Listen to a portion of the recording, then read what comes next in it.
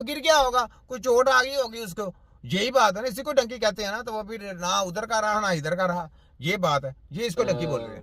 तरीके से, कानूनी तरीके से बाहर जाते हैं और हाँ अभी जी, लोग जाते हैं। हाँ, और वहां पर फिर इसको चोट लगी, चोट चोट लगी। लगने के बाद फिर वहां पे जेल में भी रहा कुछ अर्सा, फिर उसके बाद पाकिस्तान आ गया। हाँ, अब बेसिकली जो मैं बात आपको बताना चाह रहा हूँ वो ये कि इसको स्पाइनल इंजरी हुई थी, हाँ जी, इनकम्प्लीट स्पाइनल इंजरी, जिसका उस वक्त ध्यान नहीं किया गया हाँ। और वो बाद में ट्रांसेक्शन के तौर पे कंप्लीट इंजरी हो गई।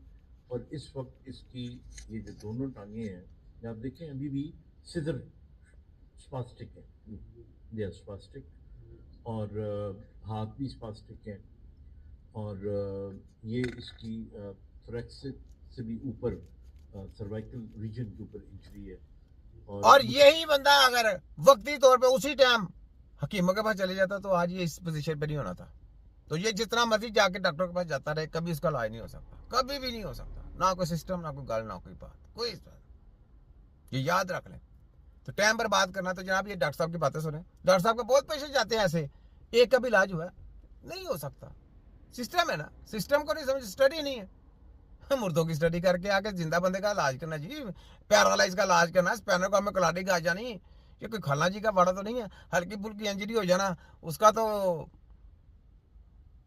सोच ही ना कि आप कर लेंगे, आप समझ उसको कैसे रिपेयरिंग करना है, क्या कैसे रिपेयरिंग होगा, क्या सिस्टम होगा। उसी टाइम आना है, जब इंजरी हो जाए उसी टाइम आना है हकीमों के पास, उसी टाइम आपका इलाज शुरू हो जाएगा। तो फिर ये सेटअप होता है। अगर आप लेट होते जाएंगे तो फिर इंजरी खत्म, खराब से खराब होती जाएगी, याद रखना।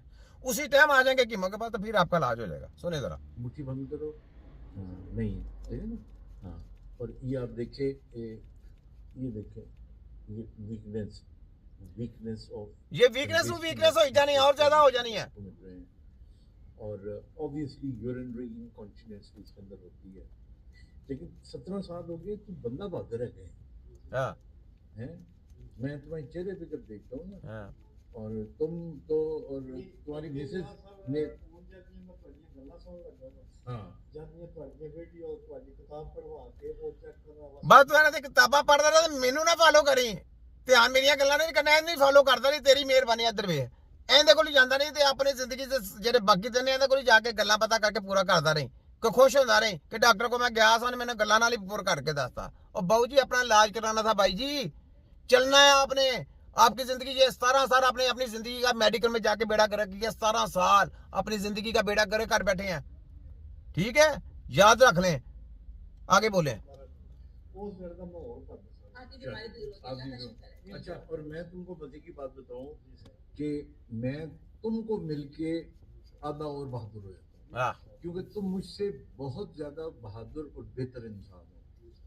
क्योंकि मेरी चोट तुमसे आधी है और तुम्हारी इतनी बड़ी चोट होके भी तुम्हारे चेहरे पे मुस्कुराहट देखी है। और सबसे ज्यादा क्रेडिट जो है ना मैं तुम्हारी मिसेस को देता हूँ। ये बहादुर इंसान की निशानी, वो बेचारा जंग लड़ रहा अपनी जिंदगी के साथ, तो जंग लड़ रहा बेचारा। देखो, अगर आप वक्ती तौर पे ना जाते मेडिकल माफिया के पास, ना जाते, अपना टाइम पर बात ना करते, तो आप आज खड़े होकर चल रहे होते आप। कैसी बात बता रहा हूँ।